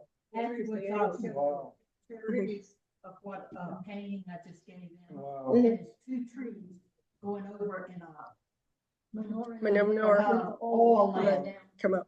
coming down, and Wow. it is. And so, that's the picture I was getting. And then two, when you God gives us all these pictures. I think It's- yeah. incumbent upon us to understand, study, pray, and because the we wisdom of we what read it it is. and we read it just at that first level, that first literal level. A lot of Yeah. times we don't look that there are, that allegorical level. There's that, There's layers. yeah, there's different layers that he's hidden there. And even the word Hoshen itself, which is that breastplate that has all the stones there. If you write Hoshen in Hebrew, it's spelled Het Shin Nun. Wait a minute. Ocean. That's that breastplate. That's Okay. the 12 stones are on. Okay. It is spelled Het Shin Nun. Het is the number 8. Shin is the number 300. And Nun is the number 50. Okay. And studying enough Hebrew, when I see 358, that is the same value as Mem, Shin, Yud, Het. Okay. Which is Mem, Shin, Yud, Het. Mem is 40, Shin is 300, Yud is 10, and Het is 8, 358. You know what Mem, Shin, Yud, Het is? What? Mashiach. Oh. So So this breastplate is a picture of Mashiach. And what does it have? It has all of the tribes on it. Wow. Can I get a? Wow. Wow. Candy maker. Mhm. And the trees. You can't make it. Huh? It is Ezekiel that describes the Okay. trees and Cannot make this. Yes. Mhm. No, that was Zechariah. Zechariah 4:11 and through 14. I've got a thing, I just put it. A friend of mine painted that. Zechariah, right? Yeah, Zechariah 4:11. So another thing that we can see, and I want to go to this one. So let's go to the book of Ezekiel. Because we're getting Ezekiel chapter 28. God, I'm trying to deep here, I don't know. In the Bible. Thank you. Ezekiel chapter 28. I'm there. Isaiah, Okay, Jeremiah. Ezekiel chapter 28. Listen, it'd be easier to just get the number. Yeah. Okay, and I'm gonna go down to verse 13. Wait a minute, this has got the Hebrew. Okay, Ezekiel 28, verse 13. You were in Eden. Yeah, Okay, so think about who and all was in Eden. We got Yah, we got Adam and Eve, we got the serpent. Okay, so you got Yeah. 4 choices here that were in Eden. Mhm. The garden of God, covered with all kinds of precious stones. Yeah. Cornelians, topaz, diamonds, beryl, onyx, jasper, sapphire, green feldspar, emeralds, your pendants, your jewels were made of gold, prepared the day you were created. Still not really sure who it is yet, but you get to the next one. You were a kedev, Yeah. protecting a large region. You were an angel. So which one of those was an angel that was protecting a large region? Is that a Kevin? A kedev, like a cherubim. Haftorah, the Lucifer, okay? So we got here, he says, you are protecting a large region. I placed you on God's holy mountain. So it's telling you where Eden is, on God's holy mountain. Well, where's God's holy mountain? Jerusalem, okay? And this is where you walked back and forth among the stones of fire. So this Wow. cherub, Wow. kedev, Lucifer, has a Hoshin. He has a breastplate. Yes, it Okay. is. He was the high priest of God in the heavenly. Okay. Before being cast down. And if you look at where it says in verse 4, you walk back and forth among the stones of fire. This is temple language. What is stones of fire? It was the altar of incense. Yeah. Mm. That was the altar of incense. Do we have that represented in our heart? Okay, wait a second. So when we think about here, Lucifer has a Hoshin, but if you notice the stones, he's only got 9, not 12. 3 are missing. Wow. If we go back to Exodus, and we were going through the birth order, and you line up which stones were missing, and you start comparing those scriptures. The 3 stones that are the missing stones are the stones that were for Gad, Asher, and Issachar. Mm. Okay, so why these 3 stones? Well, you got to go back to Jacob's blessing over the 12 tribes, and that's in Genesis 49.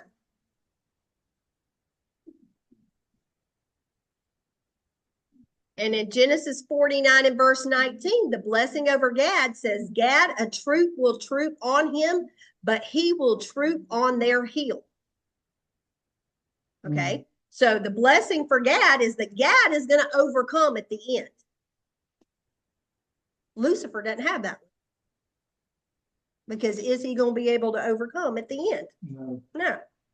Gad? No, Lucifer, Yeah. he's missing that one.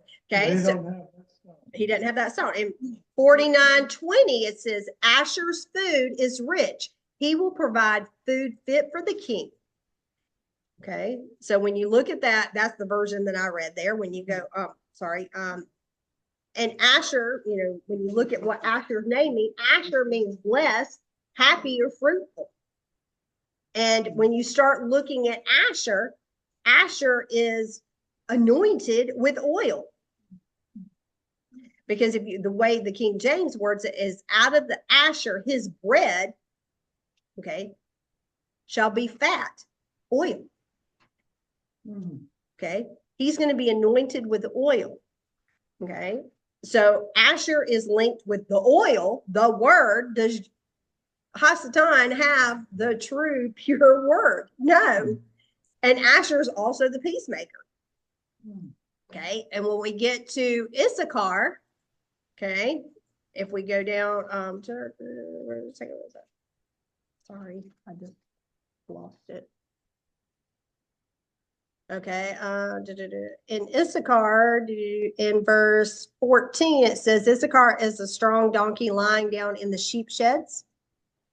Oh, wait a minute. Are these the 3 stones They're missing. Mhm. Okay. And on seeing how good how good his settled life is and how pleasant it is in the country, he will bend his back to the burden and submit to forced labor. Okay, so looking at what it's saying about Issachar, Issachar's name means recompense or reward. And what's he doing? He's bearing a double burden. Well, why is he bearing a double burden? Because he's bearing one for himself and one for others. So you think about this is Lucifer. He doesn't do this. He doesn't have those qualities. He's not going to bear your burden and somebody else's. And then two, you know, what I find interesting is when you think about that and you go over to Revelation chapter 2 and verse 17, and it says that those who have ears, let them hear what the Spirit is saying to the Messianic communities. To him winning the victory, I will give some of the hidden manna. I will also give him a white stone on which is written a new name that nobody knows except the one receiving it. So to those who hear and are victorious, Yah is going to give a white stone. And it's going to have a new name on it. It says no one knows what that name is except the one who receives it. Well, if you look at that Greek word for white there, because this is the New Testament, it is lekos, I guess how you say it, lekos, and it means bright, brilliant, like brilliant from whiteness, like that of the garments of the angels. Okay, so lekos is light.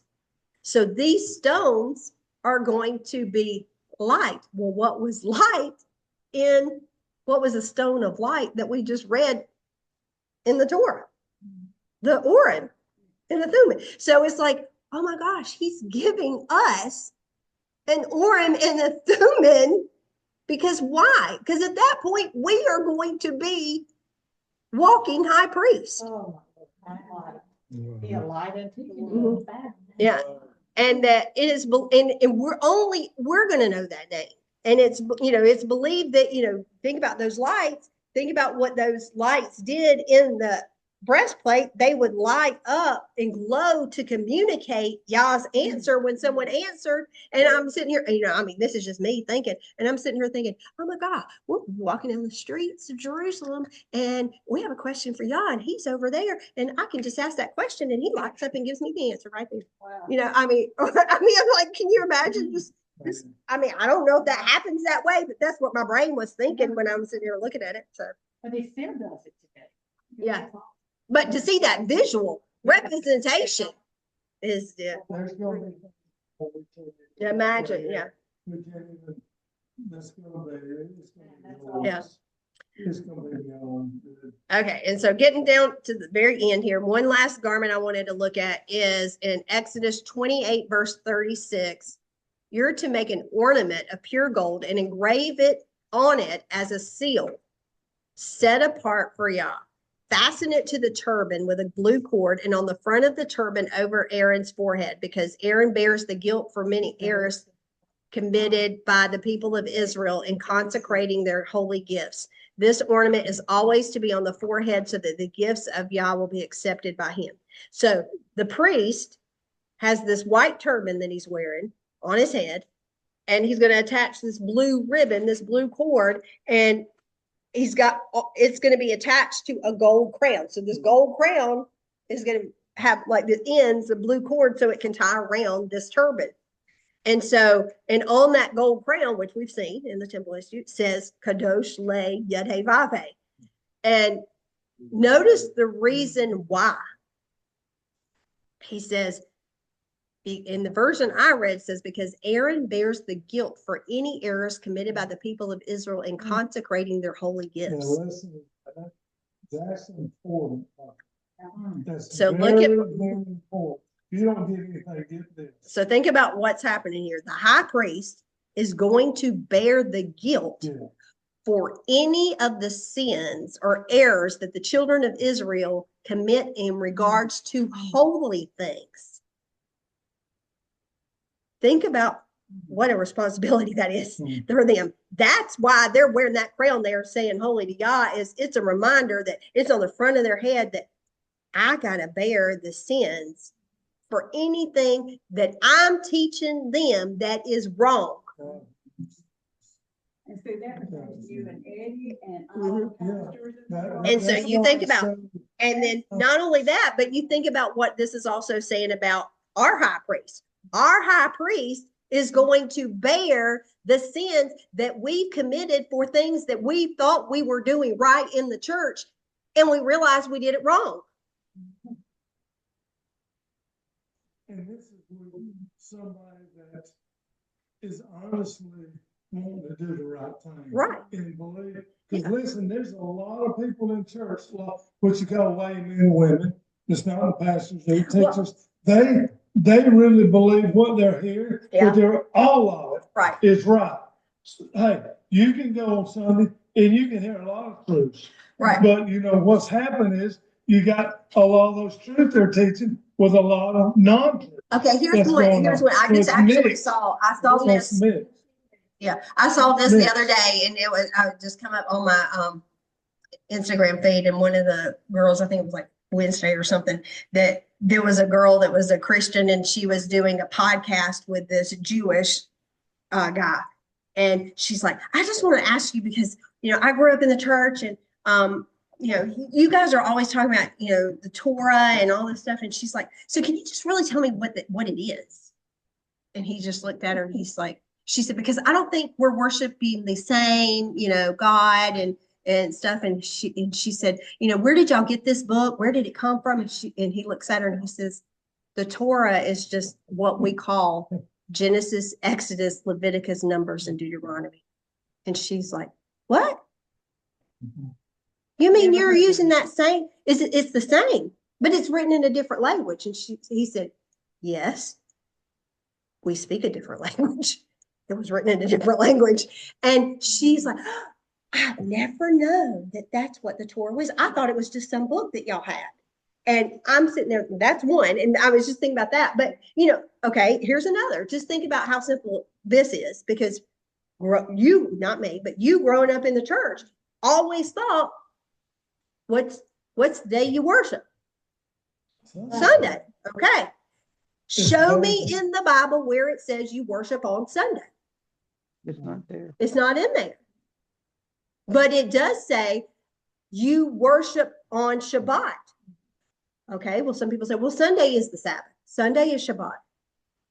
No, that is. Biblically, Shabbat means 7. It's coming from Sheba, it means 7, okay?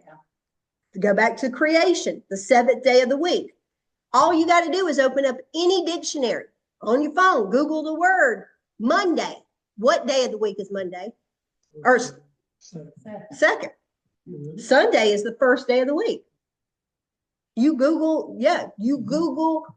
any But I can see Sunday. I visited churches in Newry. Newry had 4 or 5 churches. But she grew up in the church. I Yeah, never- that's what I'm saying. That's what I'm saying. I never knew anything about Israel. till No, yeah. 1992. Yeah. I got saved when I was 39, and I was in churches, but the Lord spoke to me to go to a meeting at 4 Yeah. years. Oh my gosh, it was. So, like but what- Gwen Shaw and okay, wait a minute, let's go back, everything I didn't know. Okay, but think about this. Never Think heard about it. how many of us, though, were thinking that we were worshiping God on the right day, Mhm, and we were wrong. right. He's merciful. Yeshua is our high priest. Mhm. He's going to bear that guilt. Yep, Yeshua, he was just saying, Terry was just saying, because Yeshua is our high priest, what does it do? He bears the guilt for those sins that we're committing in that It's called the guilt. unknowingly of that holy place. Yeah. And I've never heard a word of No. it about Israel, the Yep. Jewish people or nothing. When And I it's- was first in the church. Mhm. But that's what I'm saying, but it's He about, had to bear, y'all had to, Yeshua had to bear that guilt offering, or none of us could make it. yeah. We could, none of us. We'd be lost forever, no matter what. But he knew, the ones that, honestly, we that grew up in the church did Sunday, because we, And to think about, we're to be preparing to be a kingdom of priests. And even So though how much- you can You can worship any day of the week, Mm. but Shabbat, when we talk about Shabbat, is Friday night to Saturday. Yeah. That is Yah Shabbat. And he has given it to us as a set apart beings. You know, he set it apart. Yeah. It's holy, it's special, just like each and every one of us Yeah. are it's special. set apart believers, Yeah. which are special to Yah. Where's people? What I get all the time is the people that don't do as we do on the Sabbath. They always say, well, he is the Lord of the Sabbath, so it doesn't matter what. Yeah. And you're coming back under. Yeah. The law. So, But what's there's- their intent? Their intent is to do whatever you want to do right. and not worship him. Listen, there is truly not a, if you go back where it says under the law, that was never in the Bible. Yeah. That was something this, but you're under, that was never there. Cause you're never under anything. You're set apart to Yah, every one of us. It don't have anything to do with being under the law or not under. Well, understanding that's- which law is he talking about? Yeah. Because you got the law of sin and the law Yeah. of, Yeah. it doesn't make Yeah. sense then. So- Okay, so I would think about here what that role of the priest is. In Malachi 2:6, it says this: Malachi the 2. true Torah is in his mouth, and no dishonesty is found on his lips. Hmm. He walks with me in peace and uprightness and turns many away from sins. Hmm. Okay, so think about, as the garments of the priesthood and the one who wears these garments, he's got to understand his mission because, here he is, and this is how his life is supposed to be.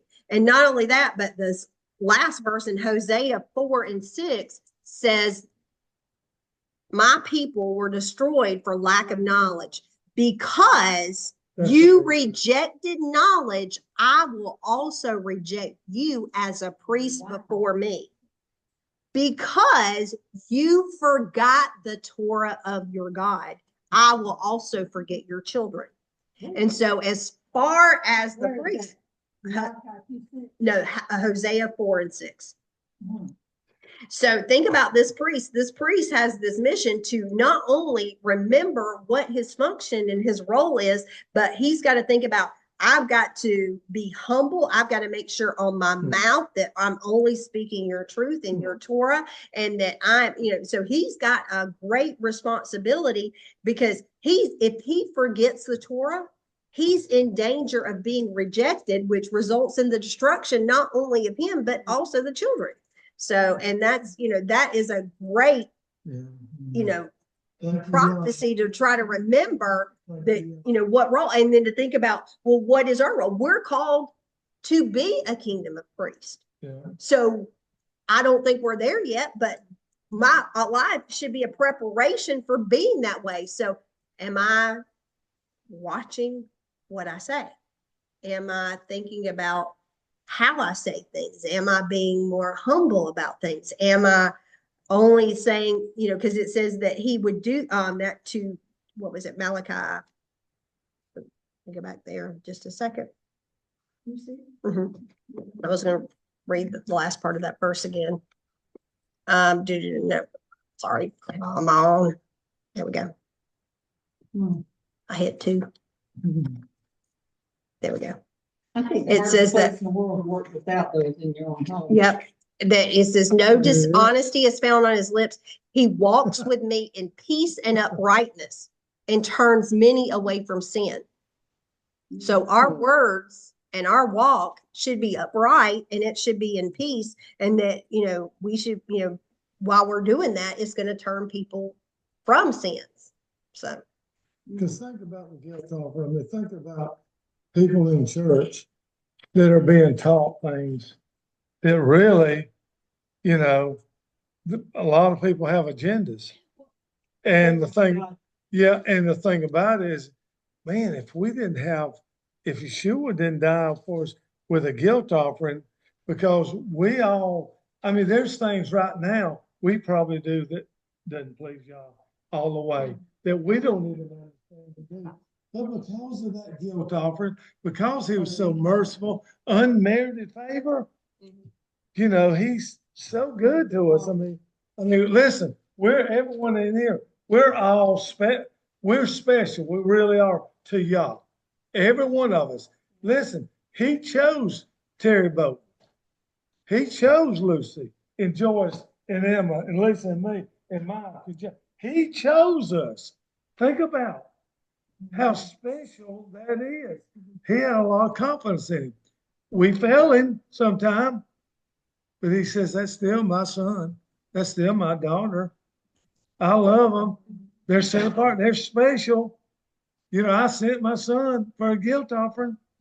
They're mine. Amen. You're his. What's the wedding day? What was that? That's like the Shabbat. Shabbat. Oh, Your okay. sign that you're his. Yeah, that's the sign. And to think That's about, the sign. like, The sign is, you know, like, like a. I told Eddie this morning that, you know, I was reading, you know, my daily whatever devotional, and I was reading in, was it Numbers? Yeah, it was in Numbers. And it was just talking about when the tribes of Reuben and Manasseh didn't want to go across the fight, and they're telling Moshe, they said, well, Moshe, we're going to do that. And, you know, we're going to do that. We just want this land over here. And Moses says, you know, they're talking about them, that if you don't do this, then your sin will find you out. Well, that verse just sort of struck a chord in me, and I got to think, I was like, wait a minute, your sin will find you out. And think about what we talked about last week with the tabernacle, that the Garden of Eden is actually a picture of the tabernacle and all those articles in there. And so I went back to the Garden of Eden, and I got to looking about when Cain, you know, when he was doing this in chapter 4 and verse 6, it says, Yah says to Cain, why are you angry? Why are you so downcast? If you're doing what is good, shouldn't you hold your head high? And if you don't do what is good, sin is crouching at your door.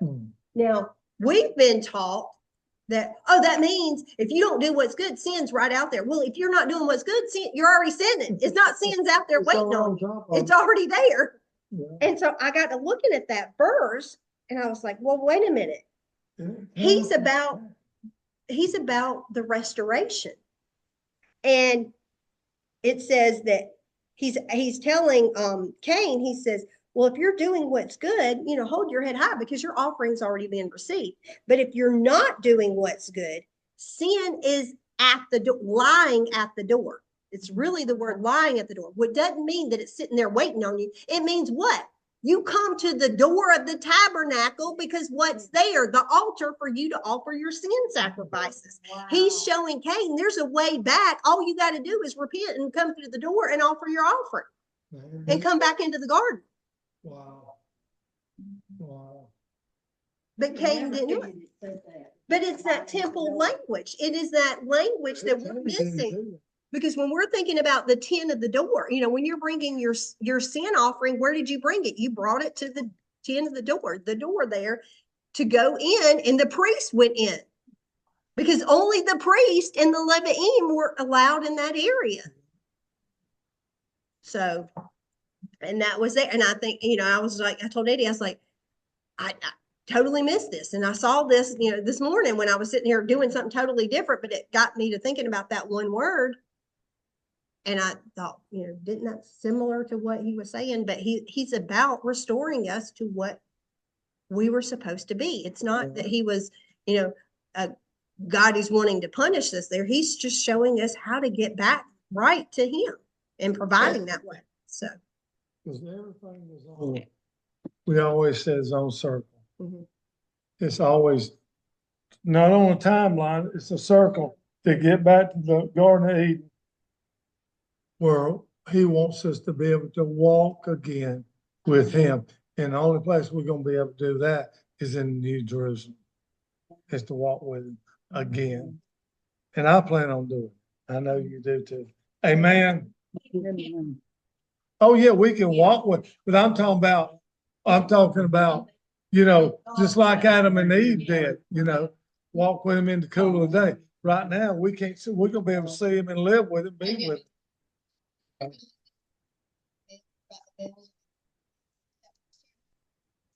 It shall be on Aaron when he ministers. No, hang on a minute. I gotta go back a little bit. A doorbell. a What verse, tell, what Uh, verse you're reading? 28, 30, let's just say 33 through 35. Okay, so Exodus 28, 33 through 35. Go ahead. You could go back to 31. Okay.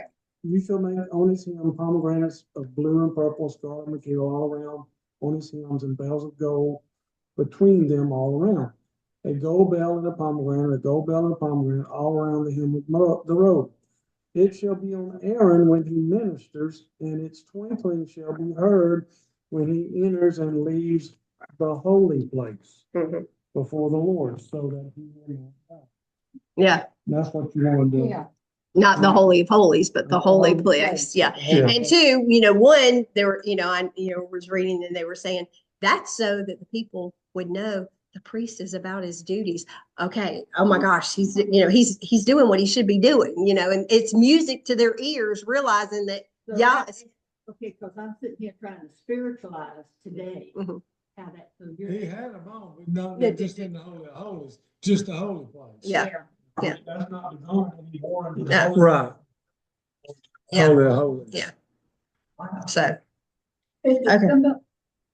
symbolic of the pomegranate. I've always wanted that. they, Because of seeds, they say it's 613 seeds, and that was a symbol of the commands. So, I've seen. I've never seen, so, okay. If anybody wants to if you gotta to leave, if you don't, it's okay. But we're just gonna have the prayer, the ending blessing on the congregation. If everybody wants to get together, we will have that. 613. The 613 commandments is what they say. I mean, that's tradition. It doesn't say that that's what it's for, but that's what they say it is. Man, this is something. Because we tried to, one time, Melissa and I tried to count all the Yeah. season, and that's a lost cause. Yeah, we didn't get 613. So. Okay. Do you want to go ahead? Yeah. Whew. It's gotten warm now. Yeah, it's supposed to get back cold for 2 or 3 days. I was colder. And then about Wednesday on, it's supposed to get real warm. Yeah, but go up and down, cold up and down. first. Okay.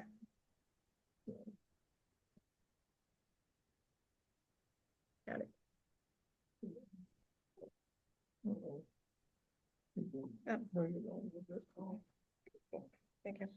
Uh-oh. Where's she at? Sadie, Getting under. she's getting down now. Yeah. She's mad now. She got hurt.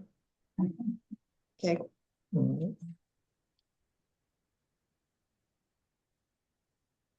Yevirekaka Yahava Virishmereha Yahava Panava Elekuvinuhaka Yesayahava Pinavileka Vayeshem Laka Shalom. May Yahweh bless you and keep you. May Yahweh make his face to shine on you and show you his favor. May Yahweh lift up his face toward you and give you peace. Mashiach HaMashiach, Sar Shalom. Go in peace. Amen.